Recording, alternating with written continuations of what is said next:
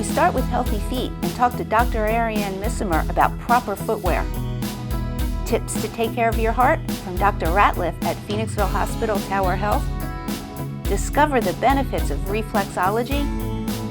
A 6-move Bosu circuit, a scrumptious salad from Chef Cindy McClure, our exercise of the week, and so much more. I'm Tanya Stroh, a certified personal trainer and contributing author. One thing I learned is that fitness is not just exercise. Healthy living is more than working out and eating well. It's about balance. Don't force exercises that are boring. Don't eat food you don't like. Don't let fear hold you back. Life is about living on your terms. So we put it all together on your and my Fitness RX. Ariane, when we go to purchase athletic shoes, it just seems like there's so many brands, so many styles, so many different things. How do we know what's best for us? That's a great question, and it can be super complicated in determining what the right shoe is for you. But let's first start with just talking about foot types. Okay. So let's kind of just have your stand, feet hip width apart. Okay, so I'm going to have you kind of roll to the outside of your foot. Okay, so this is what we call an inverted foot, a locked, rigid, stable foot. Okay. Then I'm going to have you roll all the way in, and this is what we think of maybe a flat, more unstable foot. So if somebody's foot, if they feel their weight on the outside, we kind of think of that's a good simple way to think of it. Yep, absolutely. And so we, of course, what we're trying to do is bring the foot into neutral, right? So that's kind of, we want it to be balanced so that our foot can move through the gait cycle in performing both of those motions. So the shoe should enhance the natural foot function, not replace it. And oftentimes the shoe industry is trying to replace our foot function. With the inserts and the gels and all of that. Yes, and the cushion and all the support. We hear that a lot, is more support, more support, more support. So I just wanted to kind of show you a couple different aspects of the shoe, so that way when you're looking for what shoe to pick, or someone else is, that you're able to give them a better educated decision. Fabulous. Okay, so if we look at this shoe, so this would be considered, a lot of times they refer to this as a motion control shoe. So we'll just kind of talk about some of the features of the shoe. So if you look here, this is the heel to toe drop. So you can see how there's a really high heel to toe drop there. So and the arch. And the arch, but more specifically even this part. So that is, think of that as like wearing a high heel. Oh, interesting. So if someone had a really high arched foot type, kind of a high arched rigid foot type, we wouldn't want to put them in a really high heel to toe drop, because then their foot isn't able to move through the gait cycle. It isn't able to become mobile when it strikes the ground. Okay, so then we have something called the heel counter here. Okay. So it's the back, so you can kind of give that a little squeeze. So that's a firm heel counter versus something like this. We can squeeze that, so nice and soft. So someone that has a really unstable foot, so kind of more towards this position, then this would actually be very beneficial. Okay. All right, so that's it stabilizes. Yep, it gives it, and this is actually what gives it more of the stability. Okay, then we have something called the forefoot. Okay, so you can see how in some of these shoes, if you look at it compared to your foot, you can see how it doesn't really look narrow. Yeah, and we would always think, the pointy shoes are the better. Only bad kinds, not this. Right. Style. So this would be the forefoot, and so here we'd want to have our actual foot to be able to fit in the shoe. So every time we walk, we have our toes actually splay, and so every time we push off to become this rigid lever, we want them to be able to do that. So if we don't have enough space, they can't do that. Can't do that. That makes a whole lot of sense. Yeah. Then we have things like what we call torsion. So we want to be able to twist it. Okay, so kind of like wring it out like a towel. So you can see this one. And this is the minimalist. This is the minimalist shoe, yeah. So we want our shoe to absolutely be able to twist, because that's the way that our foot spirals. What about cushion? Cushion, oh, okay, that's a good one.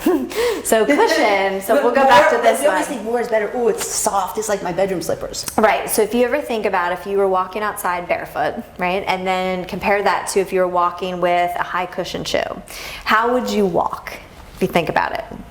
When you're barefoot, it's firmer. So you get more feedback, right? So you might be a little more tentative because you're feeling everything coming into the ground, into your foot. So when you actually have higher cushion shoes, you're hitting the ground harder because you can't sense the ground. When you're in something like this, you can actually sense what's happening. You have you have all these nerves in the bottom of your feet that are giving your body information. So when you're in something like this, you don't get that information. So it's either delayed or it's inaccurate. real quickly, what about injuries? Do injuries affect the type of shoes we should wear? Absolutely. So sometimes people, for example, that have plantar fasciitis or tendonitis, any kind of pathology, they would want to consider, what footwear is best for them. So possibly seeking out a physical therapist, a podiatrist to make sure that they're getting the appropriate footwear for them, because it would depend. It's very, very individualized. Yes. Yes. Thank you. Thank you so much for all that clarification. No problem. Thank you.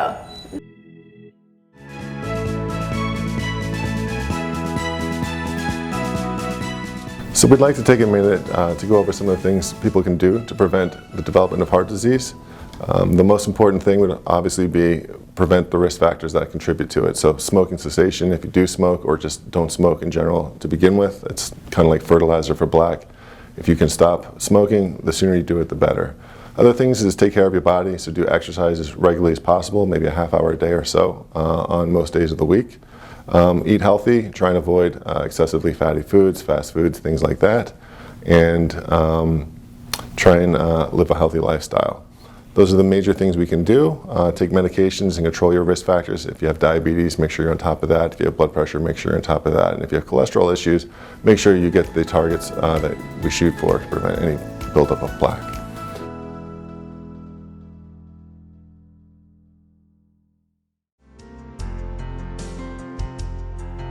Reflexology coming up next. For more from MyFitnessRx, please visit our website at myfitnessrx.net and follow us on Facebook, Instagram, and Twitter. Reflexology is not just a fancy word for another foot massage. There's a whole lot more to it. So Joanne, I'm really interested for you to share a little bit more about reflexology. Well, reflexology is used for usually de-stressing and calming people. Some people also use it when they have symptoms of being colds or if they're constipated. So there's other reasons why reflexology is also used on a basis instead of just relaxing. So now explain a little bit about the mapping of the foot or the meridians. Well, okay, the mapping of the foot is, if you know your body's from head to toe. Right. So what you do is from your toes, it's from the tip of your toes to your heel. So the tip of the toes, or your head, the head part, and then you go down more towards what the balls of your feet are, and then that would be more your chest area. And when you get to the arch of the foot, that's more your organ area. So it's just kind of just mimics the body. Mm-hmm. Yes. Interesting. So you were talking about the organs on one side of your body are on the same side of your foot. Yes. So what I tell people is imagine a line going straight down your body. So whatever organs are on your left side are going to be on your left foot, and then vice versa. Whatever one's going to be on your right foot will also be on your right side will also be on your right foot. And it's the same thing if you have organs that lay across the stomach. They will actually be on both feet. However, one foot will have more than the other just because they're not equal. Can you perform reflexology on your hands as well? It's always the same mapping. You would start from the tips of your fingers on down, just like as your foot. So you would have like your head and sinuses are up by the tips of your fingers.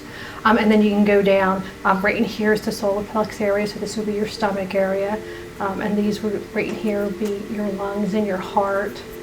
That's fascinating. It's really interesting, yes. And what are some of the benefits of reflexology? A lot of the times it helps with your symptoms. So some of the benefits is one, it relaxes you. Two, like if you have a sinus headache and you're going to work on your sinuses, and some people can't take medication for it.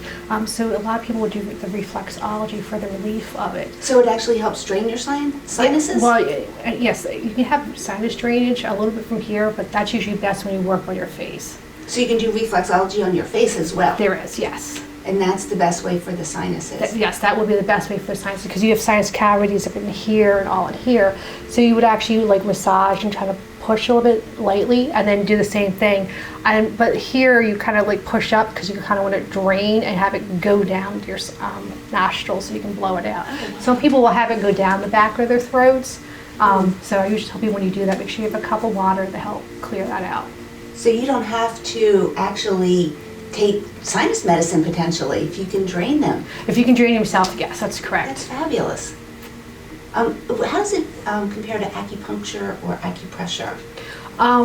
Acupuncture is usually the needles, and they're actually going into the skin, and they penetrate just like a small little level of it. However, with reflexology, we're actually working on top of the skin, and we're doing the pressure points on Are they the same pressure points? Almost. It all depends on a lot of different backgrounds. But a lot with the acupressure and sometimes with the reflexology they kind of are similar to each other. Some areas are different. So I usually tell people, reflexology, if you've seen acupuncture, they also really know what to do and where the organs are and how to work that too. Walk me through a typical session. A typical session, we take the intake form, see what's been bothering you that day. Like if your feet were cramping, so I would look at what type of shoes you were wearing when you walk in, how many So it's hours. not how you It's just not. good you look, it's how you feel. It's how you feel. How many hours you're on your feet, and then we find out what kind of activities you do. If you're a runner, if you walk, if you're barefoot a lot. So a lot of that will contribute. And then when they're on the table, it's usually the only thing I really need available is from like the shin down. Oh, okay. That so that's exposed. And one of the first things I'll do is look at the color of your feet. So I'll make sure that you don't have any a lot of discolorization. Then I'll also look for any sores or cracks on your feet. Then I would also look at your toenails and see what the color of toenails you have. And then also look to see the thinning of the toenails, because when we get older, your toenails get thin or thick. It's either one or the other. So we also look into that too. And then when you start, you kind of want to just like get the foot warmed up and kind of get the blood flow going. And it's relaxing for a lot of people. I can't wait. Yeah, I know. Like sometimes it's hard to explain, especially when you're doing it all the time and you just rubbing the foot and you're literally just looking to see if there's like gritty hard spots in the feet. And then that's where you relax. And that's usually a lot of spots where you work at. And then you also will look to see if you feel any strains or anything. Joanne, thank you so much. You're welcome. For, lots of information on reflexology. Yes.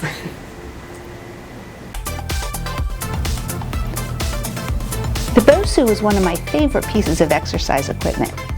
This is a full body 6 exercise circuit. What I love is that the instability helps to build core strength with every single exercise you do. It's so versatile.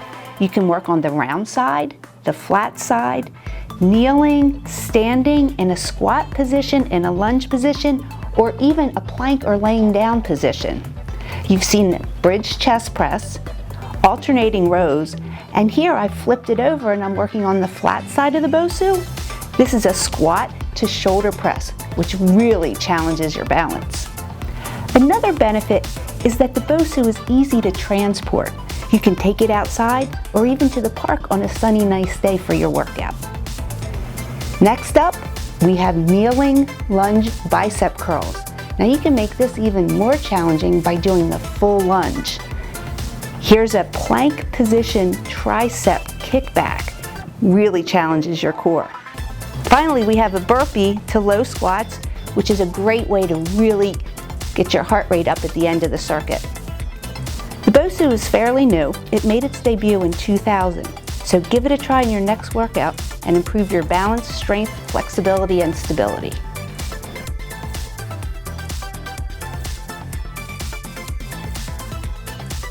Chef Cindy McClure's white bean salad when we come back.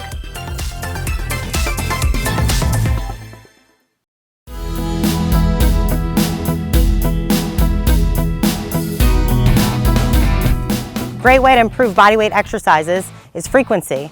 A lot of people want to improve either their push-ups, their pull-ups, their ability to do dips. And if you do them more often, you're more likely to improve. And the key here is to do them with quality form. So generally start with as many quality reps as you can, and over time you'll be able to add more reps to those sets.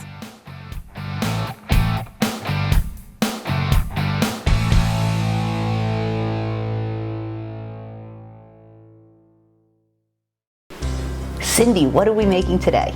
Well, we're going to make a really easy, healthy, high-protein salad. Awesome, I love salads. I know you do. I can tell. All right, so what we're going to be using is white beans. Okay. Okay, there's about 5 different varieties of white beans, and my favorite is the cannella bean. Okay, it kind of looks like a white kidney bean. It's meatier, it's got an earthy flavor, a lot of meaty, nutty kind of flesh to it.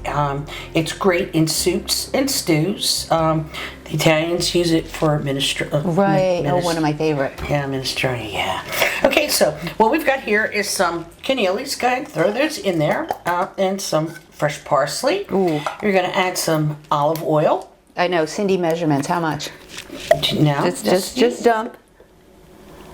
I never put enough. That's in. good. Oh, Yeah. good, there we go. That's good, because remember, part of this is going to go on top of your salad as well. So it's not just coating your beans, it's also going to be coating your lettuce as So well. it's the dressing, basically. Yep. What's this? Yep. And so what we have in here is a little red crushed pepper, some Himalayan pink black pepper, a little garlic powder, and Mix it. yeah, mix it up a little bit, yeah, before we squeeze on the lemon. And we're just going to take that. Oh, those red peppers give it some nice color. No, it doesn't. It's just a real nice flavor. Squeeze. Crushed garlic is also in there as well. I can smell it. Yeah, I know, it's good.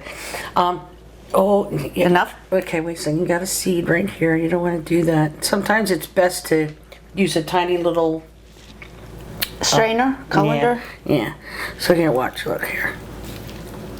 Oh, you got a seed, Cindy. Oh, okay, I'm fired. All right. I got it. Okay. So stir that around real good. Okay. What's next? Now, those are the candy walnuts.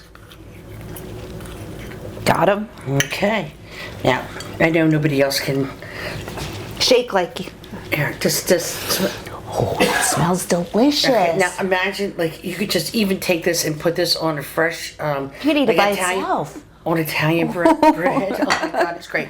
And then what we do is we're going to take Now, just what a is that? little. This is balsamic glaze in the jar, but you can make your own. You can just take balsamic vinegar, put it in a small saucepan like this, and just reduce it until you get this. And then you have, syrup. that's great. It's probably less than a half it to get the syrupy kind of consistency.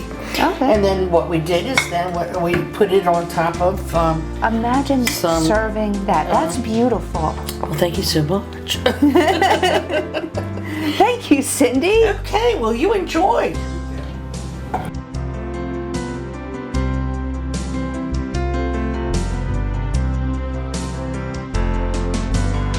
We'll be right back with a final word and our exercise of the week.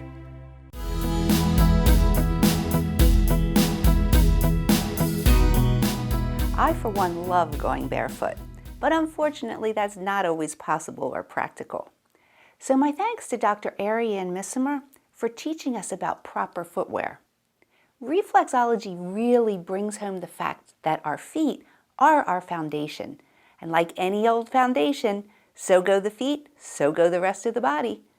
I hope you enjoyed your Bosu circuit and get a chance to try Chef Cindy McClure's white bean salad. Thanks to all of our guests. That's about it for today. Here's your exercise of the week, Aquamans. Thanks for the demo, Madeline. Until next time, I'm your host, Tanya Stroh. Be fit, be healthy, be happy.